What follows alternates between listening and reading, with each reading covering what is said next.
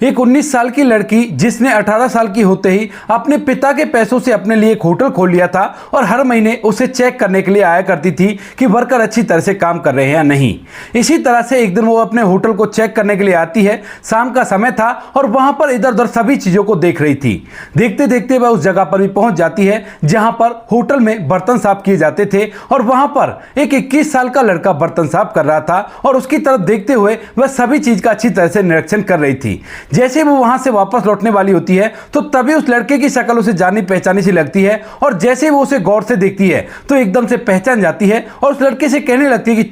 तुम यहां पर क्या कर रहे हो। अब इसके बाद वह लड़का भी उसकी तरफ देखता है और कहने लगता है कि क्या हो मैन साहब, क्या आप मुझे जानती हो? तो उसके बाद कहती है कि हाँ मैं तुम्हें जानती हूं, तुम्हारा तो फोटो हमारे कॉलेज में लगा हुआ है। इस बात को सुनकर सभी लोग हैरान हो गए थे। कौन था वह लड़का? अगर उसका फोटो उसके कॉलेज में लगा हुआ था तो वो यहां पर क्या कर रहा था बर्तन साफ करके। पूरी सच्चाई के बारे में जानने के लिए वीडियो को अंत तक जरूर देखें। बनारस के अंदर एक अरुण नाम का लड़का रहा करता है। अरुण जिसके माता पिता तो बचपन में उसे छोड़कर चले गए हैं, वह अपने चाचा के यहाँ पर रहा करता है और धीरे धीरे अपनी पढ़ाई लिखाई को कर रहा है। अरुण की इच्छा है कि वह पढ़ लिख कर एक बहुत बड़ा अधिकारी बने ताकि उसके माता पिता की अंतिम इच्छा पूरी हो सके। क्योंकि जब अरुण ने अपने माता पिता को देखा था तो उसी दौरान उन्होंने कहा था कि बेटा तू तो पढ़ लिख कर एक बड़ा अधिकारी बनेगा ना। तो छोटी उम्र में उसने भी बोल दिया था कि हाँ माँ बाबू जी मैं बड़ा अधिकारी बनूंगा। तो इसी वजह से जब उसके माता पिता यहां से चले गए हैं तो पढ़ाई लिखाई पर बहुत ज्यादा ध्यान दिया करता है ताकि वह एक बड़ा अधिकारी बन सके और अपने माता पिता की अंतिम इच्छा को पूरा कर सके।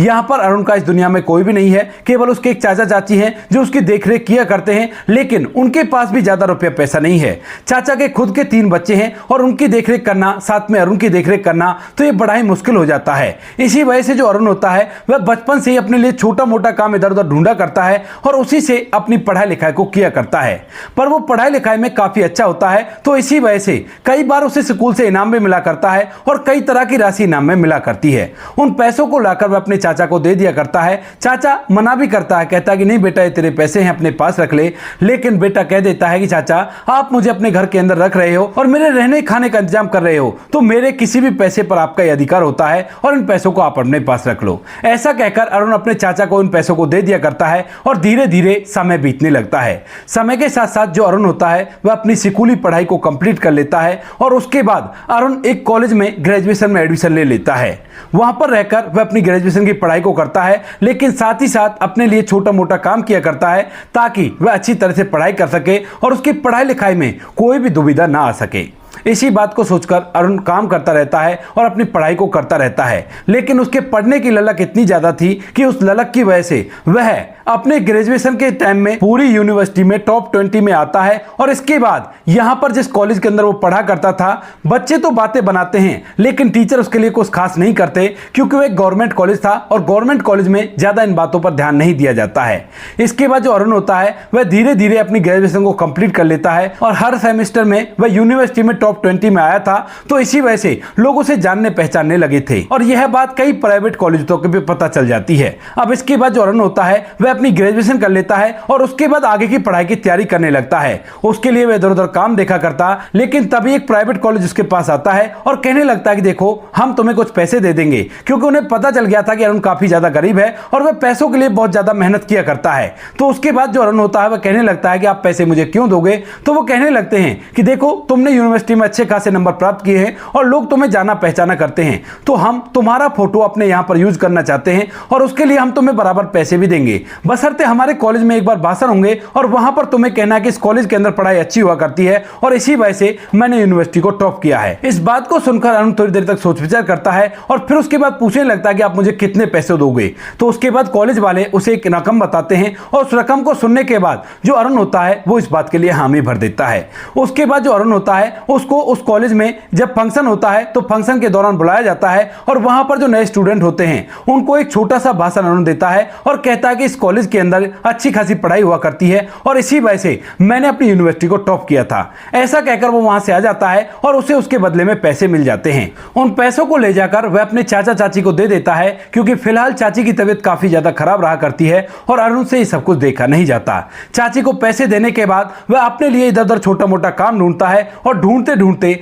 वह एक होटल पर पहुंच जाता है जिसको खुले हुए लगभग 1 साल हो गया है और वह होटल काफी अमीर लोगों का है, तो वहां पर उसे अच्छी खासी सैलरी मिल जाएगी। वहां पर जाने के बाद वह अपने लिए काम ढूंढने लगता है, लेकिन वहां का जो मैनेजर होता है वह उससे फुल टाइम काम करने के लिए बोलता है और अरुण मना कर देता है क्योंकि उसे पढ़ाई लिखाई भी करनी है, तो ज्यादा टाइम वह काम नहीं कर सकता। वह कहता है कि आपके यहाँ पर कोई छोटा मोटा कैसा ही काम हो उस काम को मुझे दे दीजिए ताकि मेरी पढ़ाई लिखाई पर कोई फर्क ना आ सके। तो इसके बाद जो मैनेजर होता है वो थोड़ा सा चिढ़ जाता है और कहने लगता है कि अगर ऐसा ही काम तुम्हें करना है तो यहाँ पर बर्तन साफ करने वाले का काम है, शाम को 2 घंटे के लिए आ जाया करना और यहाँ पर जितने भी बर्तन हुआ करते हैं उन सभी को साफ कर दिया करना और वापस चले जाया करना, फिर अपनी पढ़ाई कर लेना। अब मैनेजर ने तो ये बात चिढ़कर कही थी, लेकिन अरुण को इस बात का बिल्कुल भी बुरा नहीं लगता है और उसके बाद वह कहने लगता है कि ठीक है, अगर ऐसी बात है तो मैं इस बात के लिए तैयार हूं, बताओ शाम को कितने बजे आना है। तो यहां पर मैनेजर हैरानी भरी निगाहों से उसकी तरफ देखता है और कहता है कि ठीक है, अगर तुम्हें आना ही है तो शाम को लगभग 7 बजे आ जाना और 9 बजे तक तुम्हारा काम फारिग हो जाएगा और उसके बाद अपने घर चले जाना। अरुण ऐसा ही करता है और रोज शाम के लगभग 7 बजे वहां पर आ जाता है और बर्तनों को साफ करने लगता है। धीरे धीरे उसे यहां पर काम करते हुए लगभग 7 से 8 दिन होते हैं और 7-8 दिन बाद अचानक से इस होटल की जो मालकिन होती है वो यहां पर इसको देखने के लिए आती है, क्योंकि इस होटल को एक अमीर बाप की इकलौती बेटी ने अपने 18 साल पूरे होते ही खोला था, क्योंकि वह अपने पैरों पर खड़ा होना चाहती थी। और उसके बाद वो हर महीने इसे चेक करके जाया करती है कि यहां पर काम अच्छी तरह से हो रहा है या नहीं हो रहा। और उस लड़की का नाम होता है अनन्या। अब अनन्या जैसे यहां पर आती है तो बहुत बड़ी कार से उतरती है और उतरने के बाद अच्छी तरह से होटल को देखने लगती है। घूमती घूमती वह उस जगह पर भी पहुंच जाती है जहां पर अरुण बर्तनों को साफ कर रहा था और वह अपनी धुन में लगा हुआ था नीचे की तरफ सर करके। और इसके बाद अनन्या जैसे उस कमरे में दाखिल होती है जहां पर बर्तनों को साफ किया जा रहा था, तो एक बार जो अरुण होता है अनन्या की तरफ देखता है, लेकिन अपने काम में लगा रहता है और उसे कोई भी मतलब नहीं होता कि कौन आया है और कौन नहीं आया है। इनके साथ होटल के और भी कई कर्मचारी थे जो बड़े बड़े पदों पर थे और ये लोग इन्हें दिखा रहे थे कि सब कुछ अच्छी तरह से हो रहा है और कोई भी दिक्कत नहीं है। इसके बाद अनन्या उस रूम से बाहर निकलने वाली होती है, लेकिन तभी अचानक से उसके दिमाग में अरुण का चेहरा घूमने लगता है और वो सोचने लगती है कि शायद इसका चेहरा मैंने कहीं देखा है। इसके बाद वह पीछे मुड़ती है और मुड़ने के बाद उस बर्तन साफ कर रहे लड़के को बड़ी गौर से देखने लगती है। थोड़ी देर तक गौर से देखने के बाद वह उसे पहचान जाती है, क्योंकि इसका फोटो उनके कॉलेज में लगा हुआ है और उनके कॉलेज वालों ने बताया है कि यह लड़का यहीं से पढ़ा है और इसने यूनिवर्सिटी में काफी अच्छे अंक प्राप्त किए थे। अब जैसे अनन्या अरुण को यहां पर देखती है तो उसे अपनी आंखों पर विश्वास नहीं होता और यहां पर उसके साथ जो होटल का मैनेजर और बड़े बड़े कर्मचारी चल रहे थे वह कहने लगते कि मैडम क्या हुआ, आप इसे इस तरह से क्यों देख रही हो। तभी जो अनन्या होती है उन्हें चुप कराकर उसके पास आती है और कहने लगती है कि क्या तुम्हारा नाम अरुण है। तो यहां पर जो वह लड़का होता है अरुण, वह ऊपर सर उठाता है और कहता है कि हाँ मेरा नाम अरुण है। तो उसके बाद वो कहने लगती है कि अगर तुम्हारा नाम अरुण है तो तुम यहां पर क्या कर रहे हो। अब इस बात को सुनकर अरुण मुस्कुराने लगता है और कहने लगता है कि क्यों, मैं यहां पर काम नहीं कर सकता क्या, मैं गरीब हूं और मुझे काम की जरूरत थी तो आपके होटल में मैंने काम कर लिया और फिर क्या हो गया, मैं यहां पर काम कर रहा हूं। तभी यहां पर जो अनन्या होती है वो कहने लगती है कि वो बात नहीं है, तुम्हारा फोटो हमारे कॉलेज में लगा हुआ है और यहां पर जो सर थे वो बता रहे थे कि तुमने यूनिवर्सिटी में अच्छे खासे नंबर प्राप्त किए हैं, फिर उसके बाद तुम यहां पर काम क्यों कर रहे हो। अब इस बात को सुनकर जो वहां पर लोग मौजूद थे वह पूरी तरह से हैरान हो जाते हैं और सोचने लगते हैं कि कहीं मैडम झूठ तो नहीं बोल रही। उसके बाद अरुण कहता है कि हाँ मैडम वो मेरा ही फोटो है, लेकिन उस फोटो से मेरे काम का क्या लेना देना। पेट को भूख लगती है और भूख के लिए पैसे कमाने होते हैं। मैं भी आगे की पढ़ाई कर रहा हूं और पढ़ाई के साथ साथ अगर काम नहीं करूंगा तो मेरा काम कैसे चलेगा, क्योंकि मैं बेहद ही गरीब परिवार से बिलोंग किया करता हूं, तो इसी वजह से मैं साथ में काम कर रहा हूं। अगर इससे आपको आपत्ति हो तो आप मुझे बता दीजिए, मैं कहीं और जाकर अपना काम देख लूंगा। इस बात को सुनकर अनन्या कहती है कि नहीं नहीं मुझे आपत्ति कोई नहीं है, लेकिन मैं इस बात को देखकर पूरी तरह से हैरान हूं कि जब तुम पढ़ाई लिखाई में इतने अव्वल आ सकते हो तो उसके बाद तुम्हें यहां पर काम क्यों करना पड़ रहा है। कोई अच्छी सी नौकरी देख लेते पार्ट टाइम के लिए ही और उसी से तुम्हारा गुजारा हो जाता। तो यहां पर अरुण उसे बता देता है कि मैं आगे बड़ा अधिकारी बनने के लिए तैयारी कर रहा हूं और उसके लिए मुझे पार्ट टाइम काम चाहिए था, वो भी ऐसा काम जिसमें ज्यादा दिमाग ना लगाना पड़े, क्योंकि दिन भर मैं किताबों में दिमाग लगाया करता हूं और उसके बाद अपने जीवन को जी रहा हूं और इसीलिए मैंने ये काम चुना और यहां पर मैं इसीलिए काम कर रहा हूं। अब इस बात को सुनकर अनन्या फिलहाल तो वहां से चले जाती है, लेकिन यहां पर उसके मन में अरुण के लिए बहुत सारी फीलिंग जाग चुकी थी, क्योंकि अरुण एक बहुत ही होशियार लड़का था और उसके बाद भी ऐसा काम करने में बिल्कुल भी खतरा नहीं रहा था। उसके बाद जो अनन्या होती है पहले तो महीने में अपने होटल को देखने के लिए आया करती थी, लेकिन अब रोज रोज वहां पर आया करती है और अरुण से बातचीत करने लगती है। बातों के दौरान अरुण उसे पूरी बात बता देता है कि आपके कॉलेज वालों ने मुझे पैसे दिए थे वहां पर फोटो लगाने के लिए और वहां पर मुझसे छोटा सा भाषण भी दिलवाया था। अनन्या इस बात को सुनकर और भी ज्यादा हैरान हो जाती है, क्योंकि अरुण ने उसे बताया था कि वह एक गवर्नमेंट कॉलेज में पढ़कर इतने अच्छे नंबर लेकर आया था, लेकिन गवर्नमेंट कॉलेज वालों ने इस पर बिल्कुल भी ध्यान नहीं दिया था। उसके बाद उन लोगों में और भी ज्यादा बातें होने लगती हैं और बातों के दौरान अनन्या मन ही मन उसे पसंद करने लगती है, लेकिन उससे कुछ भी नहीं कह पाती है। धीरे धीरे कुछ समय और बीतता है और कुछ समय बाद ये बातें होटल के स्टाफ में होने लगती हैं कि बर्तन साफ करने वाले लड़के से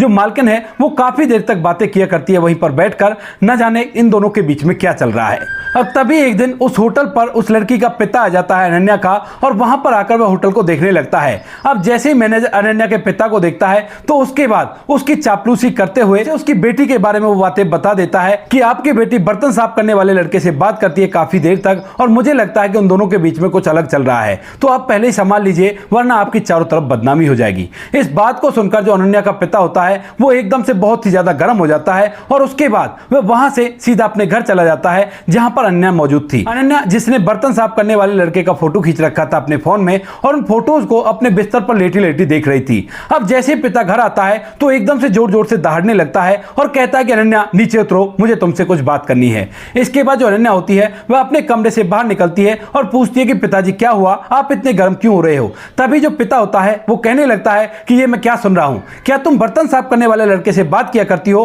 और तुम्हारे दिल में उसके लिए कुछ चल रहा है। तो इसके बाद जो अनन्या होती है वो एकदम से हैरान हो जाती है और सोचने लगती है कि पिताजी को यह बात कैसे पता चल गई, जबकि मैंने तो किसी को इस बात के बारे में जाहिर भी नहीं होने दिया। तो उसके बाद थोड़ी देर तक अनन्या सोचने लगती है और सोचने के बाद कहती है कि हाँ पिताजी आपने सही सुना, मैं उससे प्यार कर बैठी हूं, लेकिन इसके बारे में ना तो उसको पता है और ना ही मैंने कभी उसे ये बात जाहिर होने दी है। अब इस बात को सुनकर जो पिता होता है वो एकदम से अपनी बेटी पर चिल्लाने लगता है और कहता है कि तुमने सोच भी कैसे लिया कि तुम एक ऐसे लड़के से प्यार कर सकती हो जो लड़का हमारे रेस्टोरेंट में बर्तन साफ किया करता है। इसके बाद जो अनन्या होती है उसे लाड़ चाप से पाल पोस कर बड़ा किया गया था और वो कहने लगती है कि पिताजी उसमें बुराई क्या है, पैसे रुपए तो हमारे पास ही काफी हैं और वो तो इंसान है क्योंकि उसने यूनिवर्सिटी को टॉप किया था और पढ़ने लिखने में काफी ज्यादा होशियार है। आगे वह बड़ा अधिकारी बनने की कोशिश कर रहा है और कुछ ही दिनों में अगर उसका सपना साकार हो जाएगा तो उसके बाद उससे शादी करने में कौन सा हर्ज है। लेकिन यहां पर पिता को अमीरी का काफी ज्यादा घमंड था और वो कहने लगता है कि ऐसा नहीं हो सकता, वो बर्तन साफ किया करता है और उसकी जगह इस घर के दामाद के लिए बिल्कुल भी नहीं लिखी गई है, तो तुम बिल्कुल भी उससे बातचीत नहीं करोगी और तुम आराम से घर के अंदर रहोगी। अब अनन्या अपने पिता से प्यार किया करती थी और वह उसकी बात को मान जाती है, लेकिन अंदर ही अंदर काफी ज्यादा घुटने लगती है।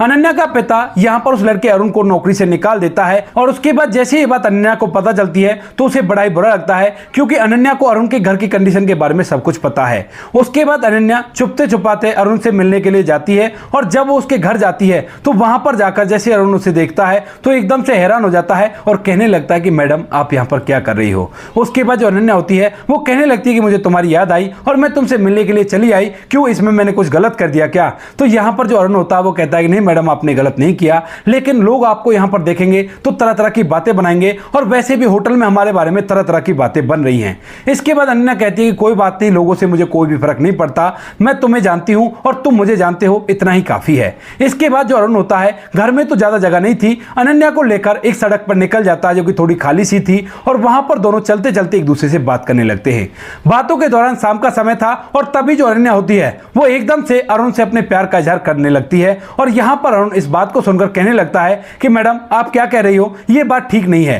तभी अनन्या कहती है कि अरुण जब से मैंने तुम्हें पहली बार देखा था तो उसी के बाद मैं तुमसे प्यार कर बैठी हूं और अब मैं तुम्हारे बिना नहीं रह सकती, बस तुम ये बताओ कि तुम भी मुझसे प्यार करते हो या नहीं। अब यहां पर अरुण समझाने लगता है, कहता है कि नहीं मैडम ऐसा नहीं हो सकता, आप पैसे वाली और मैं गरीब हूं, लोग तरह तरह की बातें बनाएंगे। लेकिन अनन्या साफ साफ बोल देती है देखो मैं तुमसे प्यार किया करती हूं और मुझे नहीं पता कि तुम गरीब हो मैं अमीर हूं, मेरे पिता ने तुमसे मिलने से मना किया है लेकिन फिर भी मैं तुमसे मिलने के लिए आई हूं, तो तुम्हें पता चल गया होगा कि मेरा प्यार कितना है तुम्हारे लिए। तो उसके बाद जो अरुण होता है वह उसके प्यार को समझता है और कहने लगता है कि अनन्या प्यार तो मैं भी तुमसे करता था, लेकिन ये गरीबी बीच में आ रही थी और गरीबी के कारण हम दोनों का कभी भी मेल नहीं हो सकता, क्योंकि लगता है शायद तुम्हारे पिता ने इसी वजह से मुझे नौकरी से निकाला है। उसके बाद अनन्या कहती है कि हाँ मुझे पता है मेरे पिता ने तुम्हें इसी वजह से नौकरी से निकाला होगा और इसका भी एक सॉल्यूशन है। तो उसके बाद अरुण कहने लगता है कि क्या सॉल्यूशन है। वो कहती है कि तुम ऐसा करो बड़े अधिकारी बन जाओ और उसके बाद जो मेरे पिता हैं वो तुम्हें जरूर से अपना लेंगे, क्योंकि फिर लोग तरह तरह की बातें नहीं बनाएंगे। इस बात को सुनकर अरुण कहता है कि हाँ वो बात तो ठीक है, मैं कोशिश कर रहा हूं, धीरे धीरे ये काम हो जाएगा।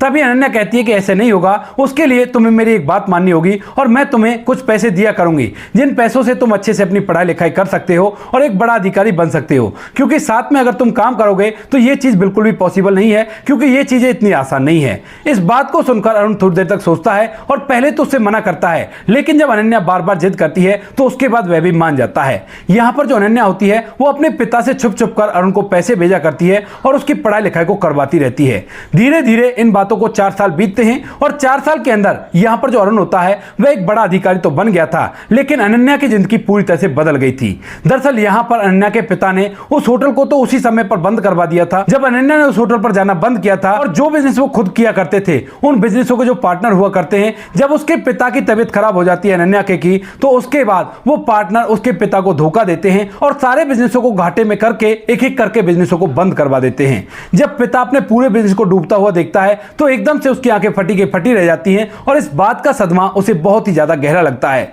धीरे धीरे कुछ समय बीतता है और कुछ समय बाद वह काफी ज्यादा बीमार रहने लगता है। अनन्या पर चाहे जितनी भी मुसीबतें आई, लेकिन कभी भी उसने उन मुसीबतों का बखान अरुण के सामने नहीं किया था। और यहां पर अरुण जैसे बड़ा अधिकारी बनने के बाद वापस लौटता है तो सबसे पहले अनन्या से मिलने के लिए उससे उसका एड्रेस पूछने लगता है। अनन्या कहती है कि कोई बात नहीं, मैं तुमसे मिलने के लिए आ जाऊंगी, लेकिन यहां पर जो अरुण होता है वो कहता है कि नहीं अनन्या, तुमने मुझसे प्यार किया और मैं भी तुमसे प्यार किया करता हूं, तो आज मैं तुम्हारे घर आकर तुम्हारे पिता से अपनी और तुम्हारी शादी की बात करूंगा। इस बात को सुनकर अनन्या फिर से मना करती है, लेकिन तभी जो अरुण होता है वो कहने लगता है कि देखो तुम्हें मेरी कसम है और तुम्हें अभी के अभी मुझे अपना एड्रेस बताना होगा। इसके बाद अनन्या उसे अपना एड्रेस बता देती है और जैसे अरुण उसके एड्रेस पर पहुंचता है तो उसकी आंखें फटी के फटी रह जाती हैं, क्योंकि यहां पर अनन्या फिलहाल एक किराए के कमरे में रहा करती थी और यह कोई बड़ा घर नहीं था, एक छोटा सा मकान था जिसके अंदर 2 कमरे थे, सामने एक बरामदा था और बरामदे के अंदर एक ओपन किचन थी। यह सब कुछ देखकर अरुण हैरान हो जाता है कि जिस लड़की का इतना बड़ा होटल हो सकता है और उसके पास इतने पैसे थे, उसने उसकी मदद की थी बड़ा अधिकारी बनने के लिए, वो इतने छोटे से घर में कैसे रह सकती है। उसके बाद जैसे अरुण वहां पर पहुंचता है तो अनन्या उसे देखकर अपनी आंखों में आंसू ले आती है और उसके बाद जो अरुण होता है वो उससे पूछने लगता है कि अनन्या ये सब कुछ क्या हुआ, क्योंकि मुझे पता है कि तुम बहुत पैसे वाली थी, फिर ऐसा क्या हो गया। तो यहां पर जो अनन्या होती है वो अपने बारे में सारी बातें उसे बता देती है, जो पिता के बिजनेस में घाटा हुआ था और उसके बाद पिता की तबीयत खराब हो गई और तबीयत खराब के चलते उनका घर कारोबार सब कुछ बिछ गया और उसके बाद ये लोग यहां पर अपना समय व्यतीत कर रहे हैं। अनन्या एक होटल में छोटी मोटी जॉब किया करती है और वहां पर रहकर अपने पिता की देखरेख कर रही है। इसके बाद जो अरुण होता है वह कहने लगता है कि ठीक है कोई बात नहीं, जो हो गया उसे भूल जाओ, लेकिन अब मैं आ गया हूं ना, अब सब कुछ ठीक कर दूंगा। इसके बाद जो अरुण होता है वह अनन्या के पिता से मिलता है और वहां पर जाकर अनन्या के पिता से उसकी बेटी का हाथ मांगने लगता है। अब जब पिता बीमार है और उसका बिजनेस भी चौपट हो चुका है तो उसकी अमीरी का सारा घमंड टूट गया था और वह एकदम से हाथ जोड़ लेता है उनके सामने और कहता है कि बेटा मुझे माफ कर दो और अगर तुम मेरी बेटी को अपनाते हो तो ये तुम्हारा मुझ पर एहसान होगा। इसके बाद अरुण को इन बातों का कोई भी अफसोस नहीं था और वो कहने लगता है कि कोई बात नहीं, आप चिंता मत करो, मैं आपकी बेटी के साथ साथ आपको भी अपना लूंगा और आप आज से मेरे साथ ही रहोगे, कोई भी परेशानी नहीं है। इसके बाद जो अरुण होता है वह अनन्या से शादी कर लेता है और चारों तरफ ये बात फैल जाती है कि एक बड़े अधिकारी ने एक गरीब लड़की से शादी की है, लेकिन अरुण को इस बात से कोई भी फर्क नहीं पड़ता है। वह उसको और उसके पिता को अपने साथ रखा करता और साथ में अपने चाचा चाची का घर भी देखा करता है। आज तक भी वो लोग खुशियों के साथ जीवन व्यतीत कर रहे हैं और कोई भी कैसी भी परेशानी नहीं है। तो दोस्तों ये थी आज की कहानी, आपको जैसी भी लगी हो कमेंट सेक्शन में बता देना। वीडियो अगर अच्छी लगे तो वीडियो को लाइक और चैनल को सब्सक्राइब जरूर करें ताकि हमें थोड़ा सा हौसला मिल सके आप लोगों के लिए ऐसी अच्छे वीडियो बनाने के लिए। इन कहानियों को सुनाने का उद्देश्य किसी को परेशान करना बिल्कुल भी नहीं है। ये कहानी आपको इसलिए सुनाई जाती है ताकि आप लोग इन कहानियों में से कुछ ना कुछ सीख सको और अपने जीवन में उस चीज़ को अप्लाई कर सको। मिलते हैं किसी नेक्स्ट वीडियो नए टॉपिक के साथ, तब तक के लिए जय हिंद, जय भारत, जय हिंदुस्तान।